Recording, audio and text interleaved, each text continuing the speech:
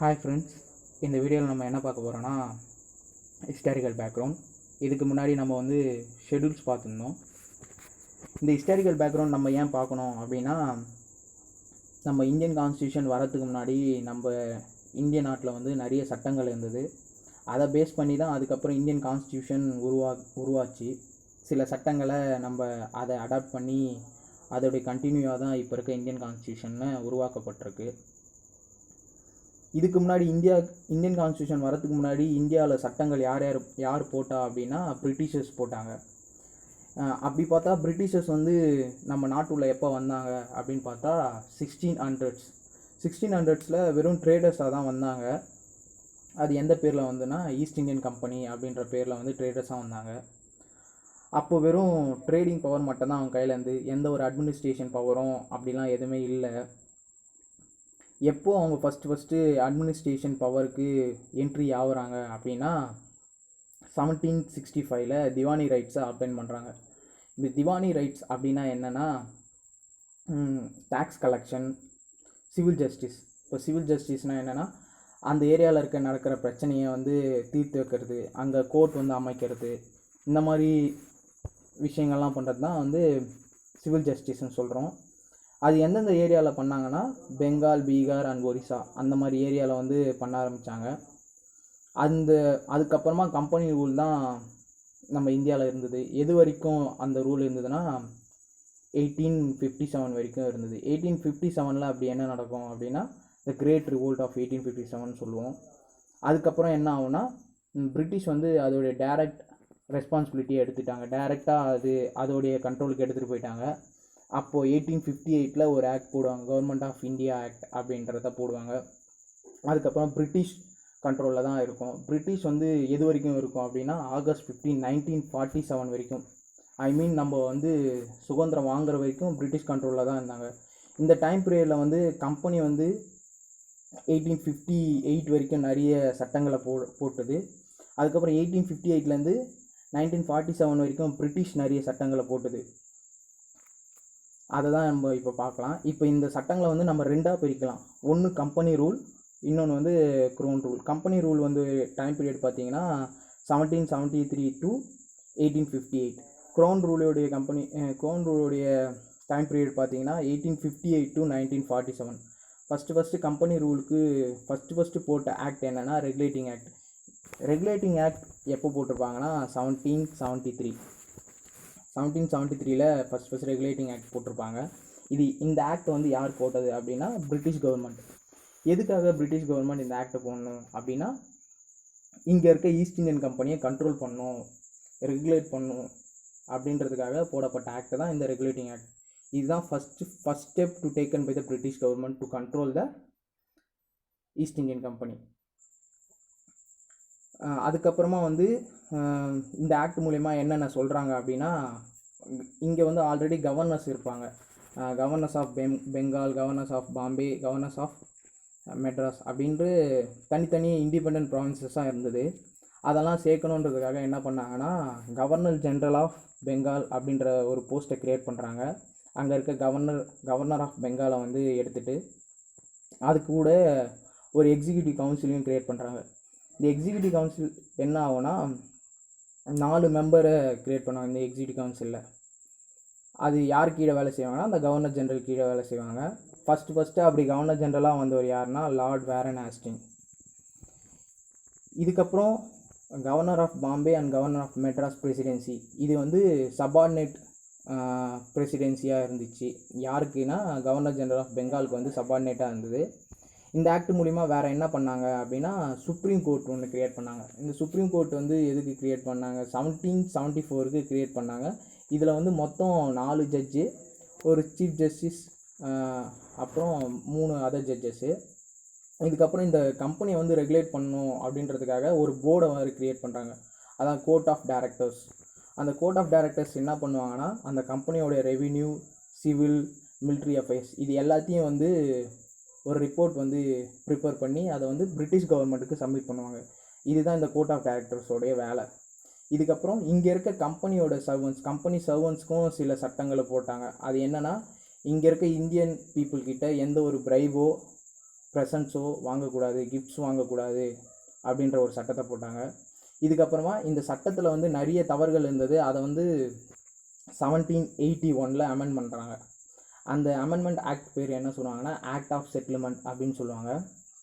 இந்த act of செட்டில்மெண்ட்ஸை வந்து என்ன பேசிக்காக என்ன பண்ணணும்னா, ஏற்கனவே க்ரியேட் பண்ண அந்த சுப்ரீம் கோர்ட்டுக்கு வந்து நிறைய பவர்ஸ் கொடுத்துருப்பாங்க. அந்த பவர்ஸ்லாம் வந்து கம்மி பண்ணுறாங்க. ஃபஸ்ட்டு என்ன சொல்கிறாங்கன்னா, கவர்னர் ஜென்ரல் அப்புறம் கவுன்சில் இவங்க 2 பேரும் எதனா ஒரு முடிவு எடுத்தால் அதில் வந்து சுப்ரீம் கோர்ட் தலையிட முடியாது. அடுத்தது வந்து ஒரு கம்பெனி இங்கே இருக்க ஈஸ்ட் இந்தியன் கம்பெனியுடைய ரெவென்யூ மேட்டர்ஸ், அப்புறம் கலெக்ஷன், டேக்ஸ் கலெக்ஷன், இந்த மாதிரி விஷயத்துலையும் வந்து சுப்ரீம் கோர்ட் தலையிட முடியாது அப்படின்னு சொல்கிறாங்க. நெக்ஸ்ட்டு வந்து சுப்ரீம் கோர்ட் வந்து வேறு என்னென்ன தலையிட முடியாதுன்னா, இந்து லாஸ். இப்போது இந்தியனில் வந்து இந்து லாவும் இருக்குது, அப்புறம் ப்ராஃபிட் முகமது லா அப்படி அதுவும் இருக்குது. இது 2 லாலையும் வந்து தலையிடக்கூடாது இங்கே அப்போது உருவாக்கப்பட்ட சுப்ரீம் கோர்ட். அதுக்கப்புறமா வந்து கவர்னர் ஜென்ரலுக்கு இன்னொரு பவரும் கொடுக்குறாங்க. என்னென்னா, ஒரு ஏரியாவில் வந்து ப்ரொவின்ஷியல் கோர்ட்டை வந்து உருவாக்க முடியும், அப்புறம் கவுன்சில்ஸை உருவாக்க முடியும். அதில் இருக்க ரெகுலேஷன்ஸ் எல்லாத்தையுமே வந்து மாற்ற முடியும். அது வந்து கவர்னர் ஜென்ரலுக்கு அதிகாரம். அதே மாதிரி ஒரு ப்ரொவின்ஷியல் கோர்ட்டில் வந்து ஒரு அப்பீல் போகுதுன்னா அது சுப்ரீம் கோர்ட்டுக்கு போகாது, கவர்னர் ஜென்ரல் கிட்ட தான் போகும். நெக்ஸ்ட்டு ஒரு முக்கியமான ஆக்ட் அப்படின்னு பார்த்தா பிட்ஸ் இந்தியா ஆக்ட். அது எப்போ போடப்பட்டாங்கன்னா 1784 அப்போ தான் போட்டாங்க. இந்த ஆக்டில் தான் வந்து ஒரு கம்பெனியோடைய கமர்ஷியல் பவர் என்ன, பொலிட்டிக்கல் ஃபங்க்ஷன்ஸ் என்ன அப்படின்றத வந்து டிஸ்டிங்விஷ் பண்ணுறாங்க. இந்த மாதிரி ஃபங்க்ஷன்ஸை பிரிக்கிறதுனால இப்போ கோர்ட் ஆஃப் டைரக்டர்ஸ் அவங்க என்ன பண்ணாங்கன்னா கமர்ஷியல் அஃபேர்ஸை மட்டும் மேனேஜ் பண்ணணும் அப்படின்றத முடிவு பண்ணுறாங்க. மிச்சம் இருக்க பொலிட்டிக்கல் ஃபங்க்ஷன்ஸ், அந்த மிலிட்ரி ஃபங்க்ஷன்ஸ், சிவில் ஃபங்க்ஷன்ஸ், இது எல்லாத்தையும் வந்து கண்ட்ரோல் பண்ணுறதுக்காக ஒரு பாடியை க்ரியேட் பண்ணுறாங்க. அந்த பாடி பேர் தான் போர்ட் ஆஃப் கண்ட்ரோல் அப்படின்றாங்க. இப்போது பார்த்தீங்கன்னா போர்ட் ஆஃப் கண்ட்ரோல் தான் கோர்ட் ஆஃப் டைரக்டரை விட ரொம்ப பவர்ஃபுல்லாக உருவாக்குறாங்க. இந்த ஆக்ட் மூலிமா தான் ஃபஸ்ட்டு இங்கே இருக்க கம்பெனி டெரிட்டரியெல்லாம் வந்து பிரிட்டிஷ் பொசஷன் அப்படின்றத சொல்ல ஆரம்பிக்கிறாங்க. நெக்ஸ்ட்டு வந்து ஆக்ட் ஆஃப் 1786. இந்த ஆக்ட் ஆஃப் 1786 ஏன் கிரியேட் ஆச்சுன்னா, அப்போது லார்ட் கார்ன்வாலிஸ் வந்து கவர்னர் ஜெனரலாக அப்பாயிண்ட் பண்ணுறாங்க. அவர் வந்து அந்த போஸ்ட் ஏற்றுக்கணுன்னா 2 டிமாண்ட் வைக்கிறாரு. அது என்ன டிமாண்ட்னா, ஏற்கனவே கவுன்சில்ஸ் எக்ஸிக்யூட்டிவ் கவுன்சில்னு ஒன்று உருவாயிருக்கும். அந்த கவுன்சில் வந்து ஒரு முடிவு எடுக்குது அப்படின்னா, அந்த முடிவில் வந்து இவருக்கு விருப்பம் இல்லை அப்படின்னா அதை ஓவர் ரைட் பண்ணுற பவர் வந்து கவர்னர் ஜெனரலுக்கு இருக்கணும் அப்படின்றத சொல்கிறாரு.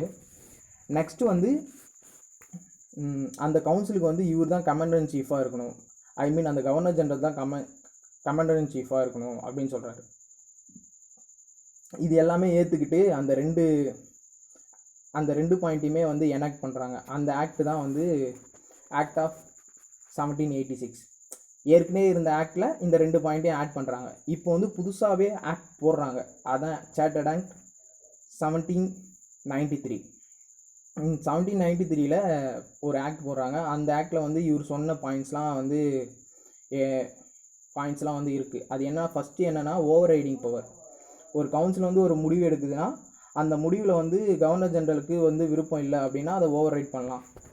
அதே மாதிரி இப்போ இருக்க கவர்னர் ஜெனரல் மட்டும் இல்லாமல் ஃபியூச்சர் வர கவர்னர் ஜெனரல்ஸ், அதுக்கு மட்டும் இல்லாமல் இப்போ பாம்பே பிரசிடென்ட்ஸ், மெட்ராஸ் பிரசிடென்சிக்கெலாம் வந்து கவர்னர்ஸ் இருப்பாங்க, அவங்களுக்கும் இந்த ஓவர் ரைடிங் பவரை வந்து கொடுக்கலாம் அப்படின்றத வந்து சொல்கிறாங்க. நெக்ஸ்ட்டு வந்து கவர்னர் ஜெனரல் தான் வந்து மோர் பவர் அப்படின்றதையும் இதை சொல்கிறாங்க. ஏன்னா அவர் கீழே தான் வந்து பாம்பே பிரசிடென்ஸும் இருக்குது, மெட்ராஸ் பிரசிடென்ஸும் இருக்குது. அந்த கவர்னர்ஸ்லாம் வந்து கவர்னர் ஜெனரல் ஆஃப் பெங்கால் கீழே தான் இருக்காங்க. அதுக்கப்புறம் வந்து கம்பெனியோடைய மோனோபொலி, ட்ரேட் மோனோபொலி. இப்போ ஒரு ப்ராடக்ட் இருக்குன்னா அந்த ப்ராடக்டை வந்து ஒரு விலையை வச்சு விற்கிறதுக்கான மோனோபொலி, முழு அதிகாரத்தை வந்து கம்பெனிக்கு கொடுக்குறாங்க. அதுவும் எத்தனை வருஷத்துக்குனா 20 வருஷத்துக்கு கொடுக்குறாங்க. அதுக்கப்புறம் கார்ன்வாலிஸ் கேட்ட மாதிரி கமாண்டர் இன் சீஃப் வந்து யார் அப்பாயிண்ட் பண்ணலான்னா கவர்னர் ஜெனரல் தான் அப்பாயிண்ட் பண்ண முடியும். அன்லஸ் இவர் வந்து கவுன்சிலில் மெம்பராக இல்லைனாலும் பரவாயில்ல, அவரை வந்து அப்பாயிண்ட் பண்ண முடியும். அதுக்கப்புறம் board of control and staffs, அது எல்லாத்தையுமே வந்து ரெகுலேட் பண்ணுறது, அப்பாயிண்ட் பண்ணுறது எல்லாமே கவர்னர் ஜெனரல் கீழே எடுத்துகிட்டு போயிடுவாங்க. Next chartered act of 1813. இப்போது 1813 என்ன பண்ணுறாங்கன்னா, ஏற்கனவே வந்து கம்பெனிக்கு வந்து மோனோபோலி கொடுத்துருப்பாங்க, அதை வந்து அபாலிஷ் பண்ணுறாங்க. இப்போது மோனோபோலி அபாலிஷ் பண்ணதுனால இந்தியன் மெர்ச்சன்ட்ஸ்க்கு வந்து வாய்ப்பு கொடுக்குறாங்க. இந்தியன் மெர்ச்சன்ட்ஸும் வந்து விற்கலாம். அந்த மாதிரி ஈவன் அப்படி இருந்தாலுமே பிரிட்டிஷ் வந்து அதோடைய மோனோபோலியை விட்டு கொடுக்காம சில ஐட்டம்ஸில் அது மோனோபோலியாகவே இருந்துகிட்ருக்கு, அதிகார வர்க்கத்திலே இருந்துகிட்டே இருந்தது. அதுக்கப்புறம் என்ன சொல்கிறாங்கன்னா, இங்கே இருக்க கம்பெனி டெரிட்டரி இருக்குது, அது எல்லாமே பிரிட்டிஷோடைய சாவனிட்டி கீழே வரும், அவங்களுடைய அதிகார வர்க்கத்துக்கு கீழே தான் வருது அப்படின்றத வந்து இந்த சார்ட்டர்ட் ஆக்ட் 1813 சொல்கிறாங்க. நெக்ஸ்ட்டு வந்து கிறிஸ்டின் மிஷினரிஸ், எந்த கிறிஸ்டின் மிஷினரிக்கும் வந்து தடை கிடையாது, யார் வேணாலும் இந்தியாவுள்ள வரலாம், அவங்களுடைய வந்து போதனையை வந்து கொடுக்கலாம். இது மூலிமா வந்து கிறிஸ்டியானிட்டி நிறைய பரவ ஆரம்பிச்சுது இந்தியாவில். Next western education. இந்த ஆக்ட் மூலிமா தான் ஃபஸ்ட்டு வெஸ்டர்ன் எஜுகேஷன் உள்ளே வருது. சார்ட்டர்ட் ஆக்ட் 1813 தான் வெஸ்டர்ன் எஜுகேஷன் உள்ளே வருது. இப்போ இருக்க எஜுகேஷன் சிஸ்டம் இதில் தான் ஆரிஜினேட் ஆகுது. அதே மாதிரி இப்போ இருக்க பஞ்சாயத்து ராஜ், முனிசிபாலிட்டிஸ், கார்ப்பரேஷன்ஸ், அதுவும் வந்து இந்த ஆக்ட் மூலிமா தான் ஆரிஜினேட் ஆகுது. எப்படின்னா, இந்த ஆக்ட் மூலிமா தான் ஃபஸ்ட்டு லோக்கல் கவர்மெண்ட்டுக்கு வந்து பவர்ஸ் கொடுக்குறாங்க. லோக்கல் கவர்மெண்ட் வந்து டேக்ஸ் கலெக்ட் பண்ணிக்கலாம், ஒரு வேளை டேக்ஸ் வந்து அவங்களே போடலாம். இப்போது ஒரு பர்சன் வந்து டேக்ஸ் பே பண்ணலாம், அவங்கள பனிஷ் பண்ணுற அதிகாரம் கூட லோக்கல் கவர்மெண்ட்டுக்கு இந்த ஆக்ட் மூலிமா தான் கொடுக்குறாங்க first. Next chartered act of 1833. இந்த சார்ட்டர்ட் ஆக்ட் 1833 என்ன பண்ணுறாங்கன்னா, கவர்னர் ஜெனரல் ஆஃப் பெங்கால் அப்படின்றத வந்து கவர்னர் ஜெனரல் ஆஃப் இந்தியான்றதை மாற்றுறாங்க. இந்த கவர்னர் ஜெனரல் ஆஃப் இந்தியா கீழே தான் வந்து சிவில் அண்ட் மிலிட்ரி பவர் இருக்குது அப்படின்றத வந்து சொல்கிறாங்க. இதுக்கப்புறம் வந்து ஃபஸ்ட்டு அப்படி கவர்னர் ஜெனரல் ஆஃப் இந்தியா அப்படின்றது வந்து யாருன்னா லார்ட் வில்லியம் பென்டிக். இதை நல்லா ஞாபகம் வச்சுங்க. First governor general of India யாருன்னா லார்ட் வில்லியம் பென்டிக். நெக்ஸ்ட்டு வந்து இப்போ வந்து கவர்னர் ஜெனரல் ஆஃப் பெங்காலை வந்து கவர்னர் ஜெனரல் ஆஃப் இந்தியா அப்படின்னு சொல்லி மொத்த பவரும் அவர்கிட்ட எடுத்துகிட்டு போக legislative power of Madras and Bombay, அந்த பிரசிடென்சியோடைய லெஜிஸ்லேட்டிவ் பவர்லாம் ரொம்ப கம்மியாகிட்டே போகுது, குறைச்சிட்டே போகிறாங்க. அதுக்கப்புறமா இந்த ஆக்ட் மூலிமா வந்து உருவாகிற எல்லாமே வந்து ஆக்ட்ஸ்ன்னு சொல்லுவாங்க. இதுக்கு முன்னாடிலாம் வந்து ஒரு சட்டம் போட்டால் அது ரெகுலேஷன் தான் சொல்லுவாங்க. ஆனால் இந்த ஆக்டுக்கு அப்புறம் வர எல்லாமே வந்து ஒரு ஆக்ட்ஸ் அப்படின்ற மாதிரி பேர் கொடுக்குறாங்க. இதுக்கு முன்னாடி ஈஸ்ட் இந்தியன் கம்பெனி வந்து ஒரு கமர்ஷியல் பாடியாகவே செயல்பட்டு இருந்தது, காசு சம்பாரிச்சா போதும் அப்படின்ற மாதிரியே இருந்தது. பட்டு இந்த ஆக்ட் மூலிமா என்ன சொல்கிறாங்கன்னா, இது கமர்ஷியல் பாடியாக இல்லாமல் என் பண்ணி அது ஃபுல் அண்ட் ஃபுல் ஒரு அட்மினிஸ்ட்ரேட்டிவ் பாடியாக, ஒரு அதிகார பாடியாக வந்து கிரியேட் பண்ணுறாங்க இந்த ஆக்ட் மூலிமா தான். இதுக்கப்புறம் இந்த ஆக்டில் வந்து இன்னொரு அட்டம்ப்டாக எடுத்துகிட்டு வராங்க. அது என்னென்னா சிவில் சர்வீஸ். இப்போ வந்து இங்கே வேலை செய்கிற சிவில் சர்வெண்ட் இருப்பாங்க, அப்போது கலெக்டர்ஸ்னு இருப்பாங்க. அந்த கலெக்டர்ஸ் வந்து யாராக இருப்பாங்கன்னா பிரிட்டிஷர்ஸ் தான் இருப்பாங்க. அதுக்கு வந்து ஓப்பன் காம்படிஷன் எடுத்துகிட்டு வரலாம் அப்படின்ற வந்து இன்ட்ரடியூஸ் பண்ணுவாங்க. பட் நம்ம ஆல்ரெடி ஒரு பாடி பார்த்துருப்போம், கோர்ட் ஆஃப் டைரக்டர்ஸ் அப்படின்ற பாடி. அந்த பாடி என்ன பண்ணோன்னா இதுக்கு அப்போஸ் பண்ணும். ஸோ இதுக்கு அப்போஸ் பண்ணதுனால என்ன ஆகுனா, இந்த ஓப்பன் காம்படிஷன் சிஸ்டம் வந்து வராமல் போயிடும் அந்த ஆக்ட் மூலிமா. நெக்ஸ்ட்டு ஒரு ஆக்ட் வருது, ஆக்ட் ஆஃப் 1853. இப்போ இந்த ஆக்ட் ஆஃப் 1853 என்ன சொல்கிறாங்கன்னா, நம்ம ஏற்கனவே வந்து எக்ஸிக்யூட்டிவ் கவுன்சில்னு ஒன்று க்ரியேட் பண்ணியிருப்போம். அந்த எக்ஸிக்யூட்டிவ் கவுன்சிலில் வந்து எக்ஸ்ட்ரா ஒரு 6 பேரை வந்து ஆட் பண்ணுறாங்க. அதுதான் legislative councillor to the council அப்படின்னு சொல்லிட்டு ஆட் பண்ணுறாங்க. அதை நம்ம என்னன்னு சொல்லலாம்னா Indian legislative council or central legislative கவுன்சில்னு சொல்லலாம். இதுக்கு வந்து கவர்னர் ஜெனரல் தான் ஹெட்டாக இருப்பார். இது மூலிமா தான் லெஜிஸ்லேட்டிவ் பவர், எக்ஸிக்யூட்டிவ் ஃபங்க்ஷன் வந்து அப்படின்றத பிரிப்பாங்க. இதுக்கப்புறம் என்ன பண்ணுவாங்கன்னா, இந்த ஆக்ட் மூலிமா தான் வந்து ஃபஸ்ட்டு போன ஆக்டில் வந்து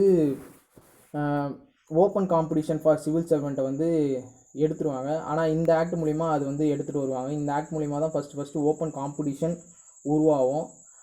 இது எதோடைய ரெக்கமெண்டேஷன் பார்த்தீங்கன்னா மெக்காலே கமிட்டி வந்து என்ன பண்ணுவாங்கன்னா 1854 அப்பாயிண்ட் பண்ணுவாங்க. அந்த கமிட்டியோட ரெக்கமெண்டேஷன் படி தான் இந்த ஓப்பன் காம்படிஷன் சிஸ்டம் வந்து உருவாக்குவாங்க. ஸோ இதனால தான் வந்து நிறைய இந்தியன்ஸ் கூட கலெக்டர் ஆனதுக்கு காரணம் வந்து இந்த ஆக்ட் மூலிமா தான். இதுக்கப்புறம் தான் வந்து இந்தியன்ஸும் பார்ட்டிசிபேட் பண்ணலாம் அப்படின்ற ஒரு சூழ்நிலை உருவாகும். இதுக்கு முன்னாடி எந்த சேட்டர்ட் ஆக்ட் போட்டாலுமே வந்து டைம் பீரியட் கொடுப்பாங்க 10 வருஷத்துக்கு 20 வருஷத்துக்குன்ட்டு. பட்டு இந்த சேட்டர்ட் ஆக்ட் 1853க்கு வந்து எந்த டைம் பீரியடும் கொடுக்கல. அதுக்கு என்ன காரணம்னா, எப்போ வேணாலும் பிரிட்டிஷ் க்ரௌன் கீழே இது போயிடும், கம்பெனி ரூல்லேருந்து மாறிடும் அப்படின்ற ஒரு காரணத்துக்காக இதுக்கான டைம் பீரியடை நம்ம கொடுக்கவே இல்லை. அதுக்கப்புறம் வந்து லோக்கல் ரெப்ரசன்டேஷன் கொடுத்தாங்க, பிரதிநிதித்துவம் அப்படின்னு சொல்லுவாங்க. அது என்னென்னா, நம்ம பார்த்தோம் 6 மெம்பர் ஆட் பண்ணாங்க. அந்த 6 மெம்பரில் வந்து 4 மெம்பர் வந்து எதை ரெப்ரசன்ட் பண்ணியிருப்பாங்கன்னா, மெட்ராஸ், பாம்பே, பெங்கால், ஆக்ரா இந்த ப்ரொவின்ஷியல் கவர்மெண்ட்டில் இருக்க மெம்பர் தான் வந்து அந்த 6ல் 4 பேராக இருப்பாங்க. அதனால் லோக்கல் ரெப்ரசன்டேஷன் கிடச்சிது அந்த லெஜிஸ்லேட்டிவ் கவுன்சிலில். இது வரைக்கும் தான் வந்து கம்பெனி ரூல். இதுக்கப்புறம் 1857 வந்து ஒரு ரிவோல்ட் நடந்து 1858 ஒரு ஆக்ட் மூலயமா வந்து அது வந்து பிரிட்டிஷ் க்ரௌன் கிட்ட இந்தியா போயிடும். அதை நம்ம நெக்ஸ்ட் வீடியோவில் பார்க்கலாம். Thank you friends.